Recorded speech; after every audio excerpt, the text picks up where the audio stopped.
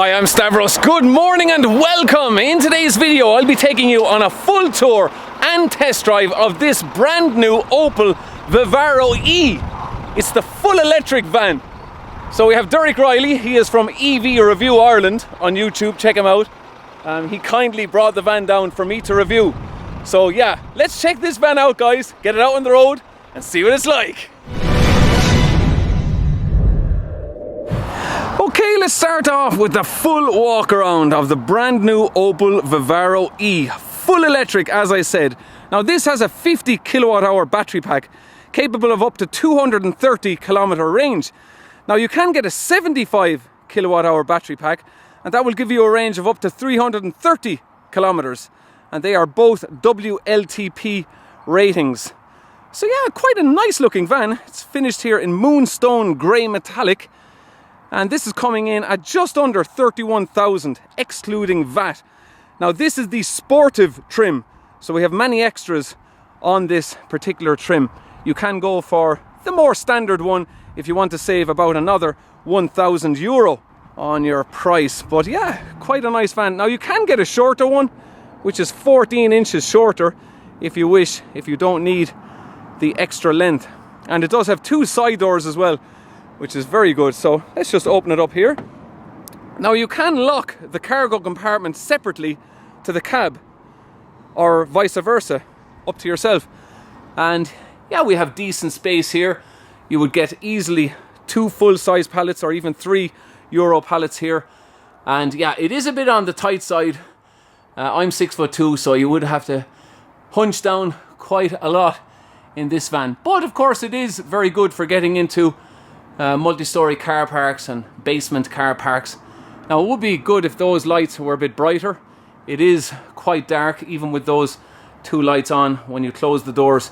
Now you can get ply lining. It is an extra for these vans as well if you wish. And we have the step there to climb up nice and easy. And yeah, let's give that a good close. There you go. And we have remote center locking, of course. Now we have the 2 doors at the back. They can open 180 degrees, and yeah, you just open them the rest of the way with this little, you just pull that and then you can open it out fully. Yeah, so easy enough to get a pallet in there as well. And we have the reversing sensors here on the Sportive specification, along with the painted bumpers there, and also the wheel caps come on the Sportive specification. So I'm just going to show you the key. So that is the key, lock, unlock, and the middle button there is for locking the cargo compartment or the cab. You can lock them separately. Okay, that is the key. Let's stick it in there into the ignition. Now I really like this big storage here on the door card. You would easily get a 2-litre bottle in there, and we have storage up here as well on the door, and your door handle up here. And we have the electric folding mirrors as well. That's also on this specification. And we have, it's like leatherette here and fabric finish on the seats and your 3 headrests. So yeah, you can get 3 passengers in here. No issues whatsoever. And look at this, we have storage underneath the seats as well. So that would be very handy for keeping spare cables. So we'll talk about charging times later. And there on the dashboard as well, more storage. And up here, let me open that, we have storage in there as well, in the glove box. And yeah, we have a nice 7-inch display, and we have the acoustic windscreen as well for cutting down on noise on this specification. And we also have auto headlights and wipers. And your steering wheel, yeah, we don't have any functions on the steering wheel. And there's your horn. So that is your E selector. So we have drive, neutral, and also your B function for your regenerative braking. And we have a different driving mode there as well. And we have air conditioning, which is great on this specification, and your USB connection. So if I just turn on the key, there you go. We have our charge, eco and power here. And then we have, you'll see there, the gauge, your percentage, and over there as well. When you turn on your heater or your fan, it will show you there how much charge you're using.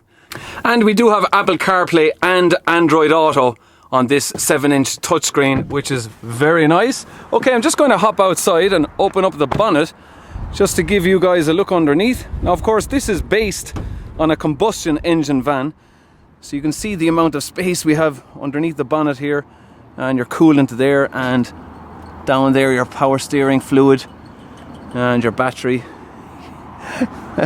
Always unusual to look underneath these bonnets to see the way they're laid out in full electric.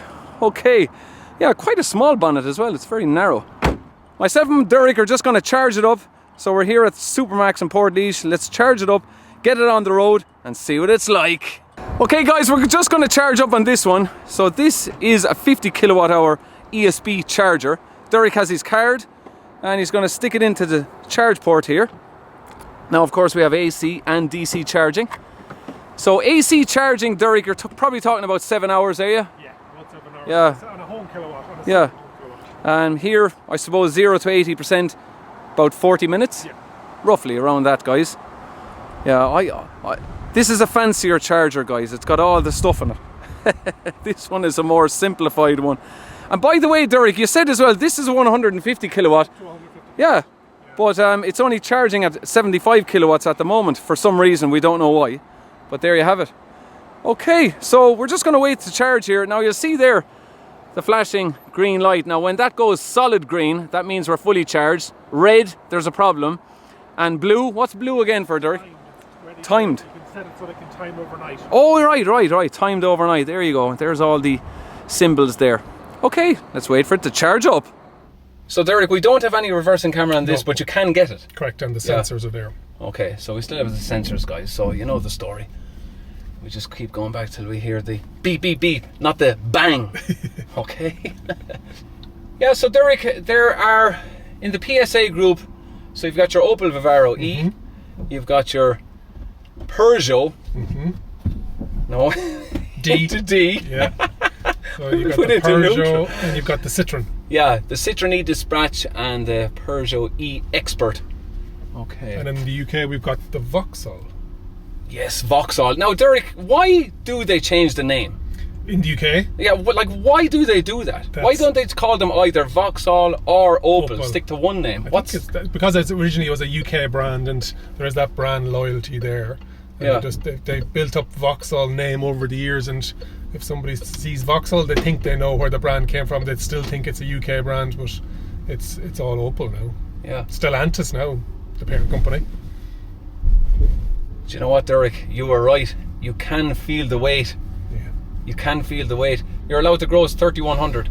So payload, I think, is 1,226 kilos. Stavros, on the money. 1,226 with kilos. the lower battery. Oh yes, okay. And with then the 50 kilowatt. with the higher battery, it's only down to about a ton. 1,000 kilos, yeah. Yeah, so all of these factors need to be taken into account, and then of course if you get the shorter van, it will be lighter.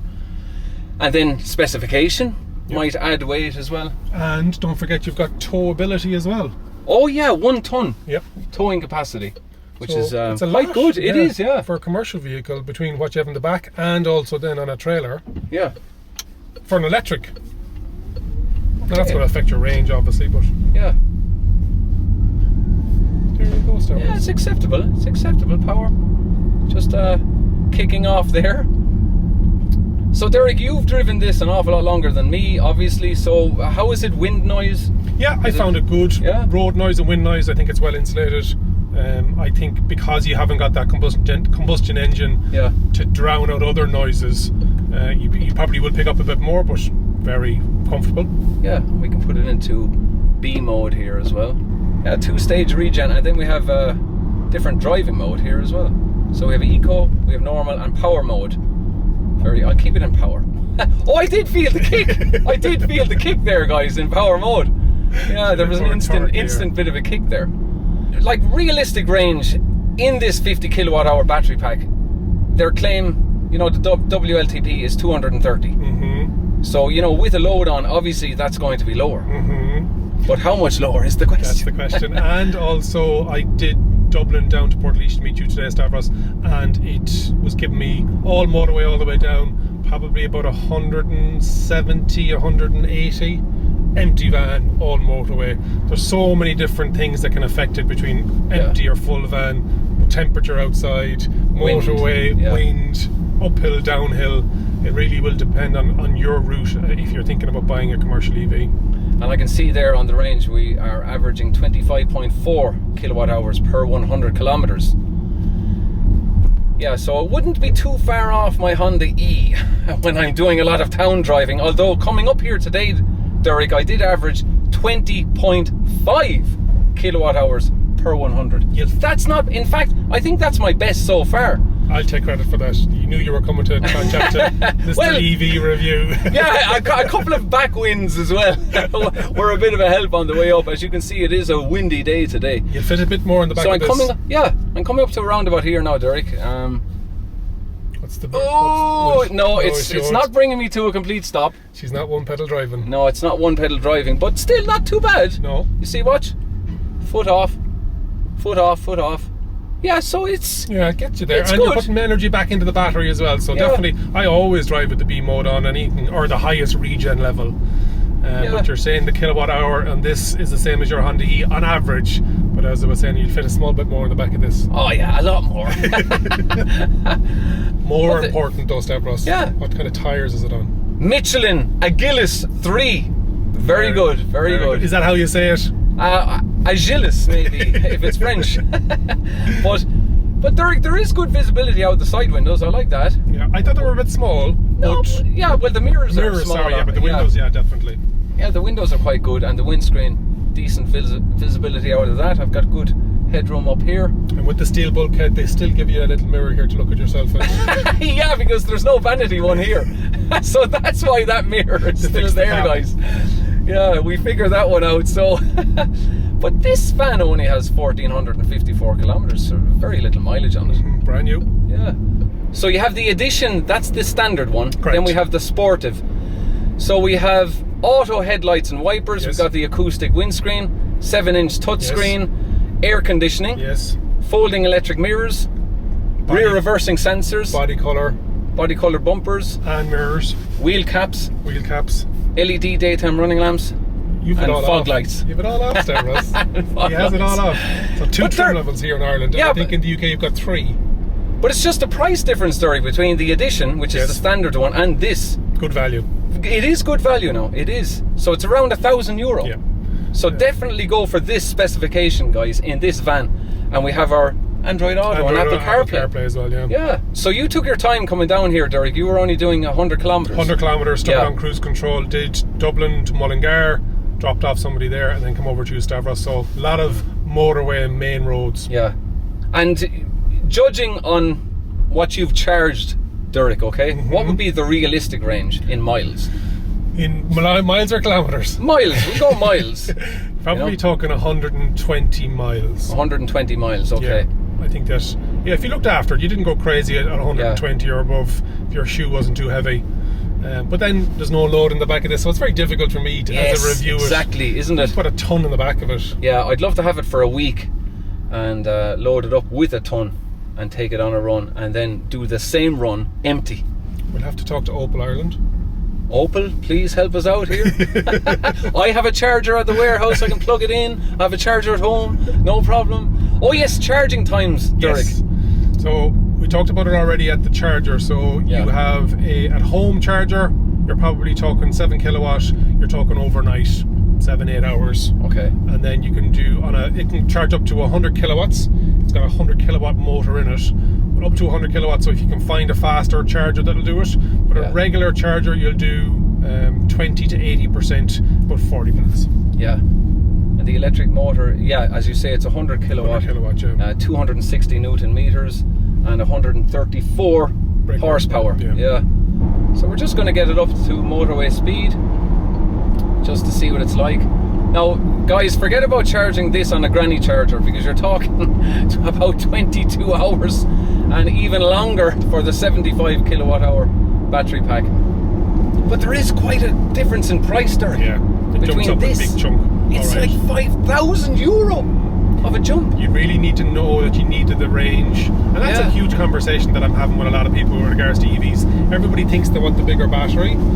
number one, you've got the price, but number two, you've got the weight of that extra battery, that extra 200 odd kgs, that if you're not using it on a regular basis to justify that bigger battery, you're only carrying that around with you all the time. Yeah. You're not being as efficient. So if you're doing Dublin to Mayo once a year or twice a year and you want the bigger battery for that, there's no point having it. But if they're only claiming 60 miles or 100 kilometres more, why would you pay the extra money? You might be leasing it might be for the business, you don't know as much. We're thinking about individually, but if you've got a big fleet and they are doing bigger ranges, maybe it's worth your while to have a bigger battery rather than having the van charging over business hours.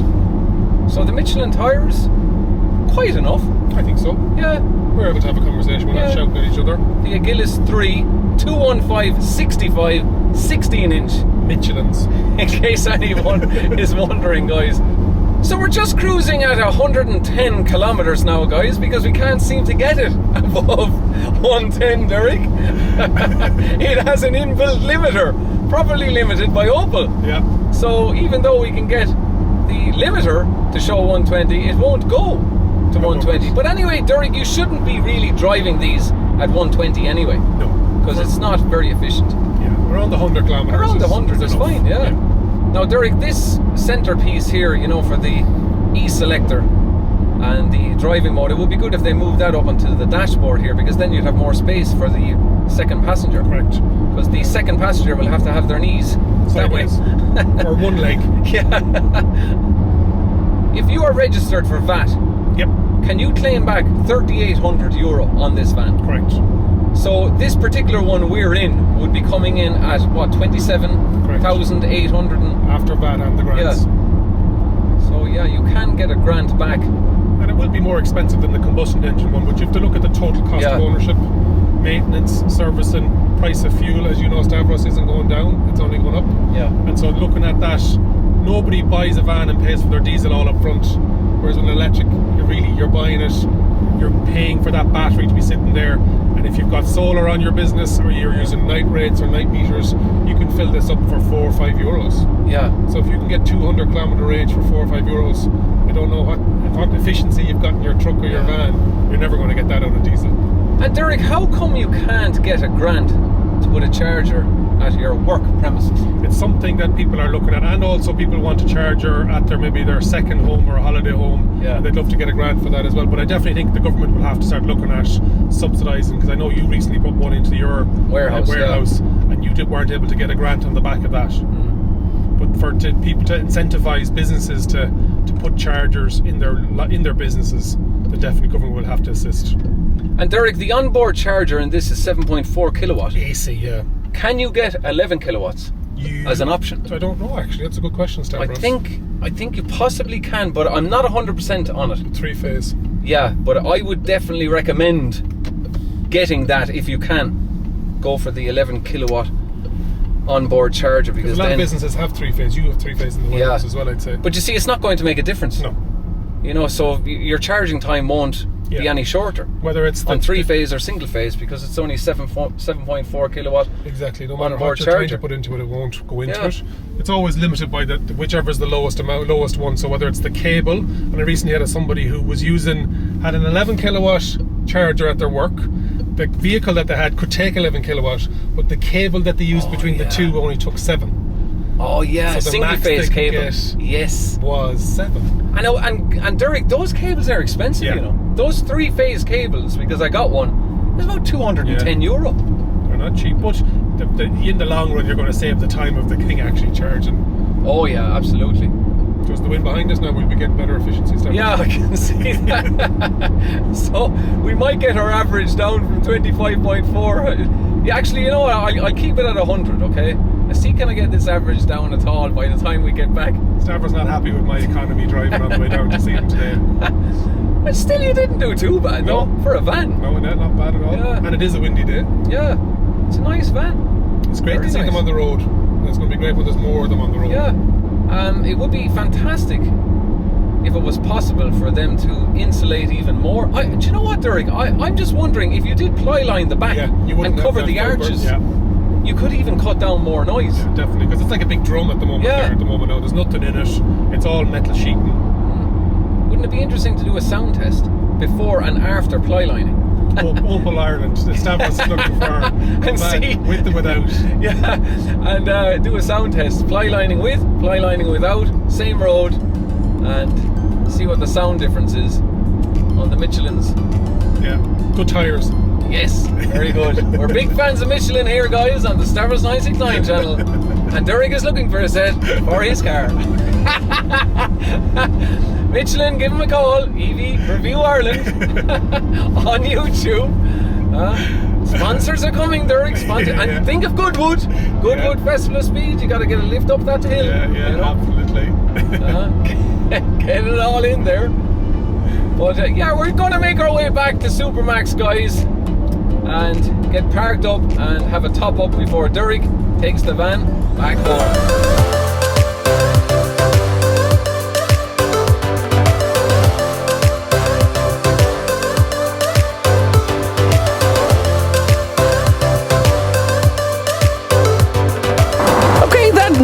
Wraps us up, guys. We're back here at Portlease, just charging up on the 50 kilowatt. Sorry, the 100 kilowatt. 100. Yeah, 100 kilowatt charger. That's the 50. And there's a Hyundai Ioniq charging. Now, the strange thing is, you see the guy in the Nissan Leaf, he was trying to charge up here on Chadamo on the 100 kilowatt. And Derek, he can't charge. He can only charge one at a time, even though there's two connections on each. Derek, not easy. They're going to have to do something about that. Is anybody watching from the ESB? You have to do something about this. Look, the Nissan Leaf driver now has to wait for us. Yeah, that's something needs to be done. But Derek, let's mention the warranty. So it's 8 years on the battery and 160,000 kilometers. Correct. And we also International Van of the Year for 2021, the Opel Vivaro-e. So guys, I do hope you enjoyed the video. Please do give it a thumbs up. Follow Derek Reilly on EV Review Ireland on YouTube. Give him a subscribe. And that's it. We're out, Derek. Thanks, Stavros. Huge thanks to Derek. Okay, guys, and thanks to Opel as well, Opel Ireland. Thank you very much. I'm going to wrap it up there. Thanks for watching, guys. I'll chat to you next week. Take care. Cheers! And we have a Kia Ceed charging up there, guys. So he's charging on the new charger there. So that's a 150 kilowatt charger. Oh, it's not a Ceed, it's a Nero. It's a Nero, guys. Jesus, show you what I know, Derek.